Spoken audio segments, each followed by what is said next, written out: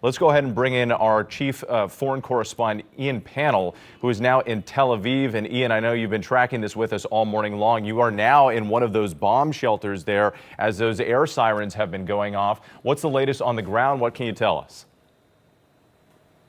Yeah, I mean, the air raid siren is barely stopping. I mean, we're getting every few minutes now a new siren. That's why we've decided to come in here. Otherwise, it's just not safe to be outside. And that is the situation for everyone across the country at the moment. We were woken at 8 o'clock in the morning by one of those emergency alerts that you get on your phone. You have a similar system in the U.S., where you get alerts for weather or if there's a missing child.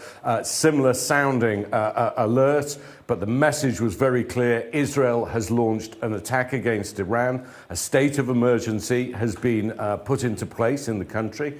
The people were instructed to listen to Home Front Command, which is the body here that tells people when there are alerts, where to take shelter, and keeps them updated on the latest information, and also to warn that they should expect Iranian retaliation in the form of missiles and drones.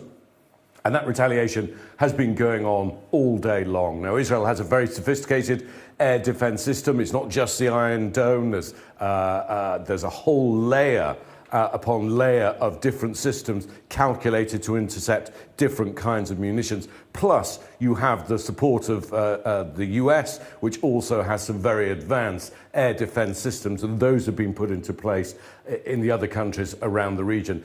The Israeli Prime Minister, Benjamin Netanyahu, also making a statement which not as long as President Trump's, but pretty much the same kind of sentiment, that Israel couldn't continue to live with what they saw as the threat, the emerging threat from Iran, and they needed to act now before it was too late. It's not a new argument. It's an argument that's been used on previous occasions when we've seen previous military action against Iran, but nothing comes close to what it is we are now witnessing.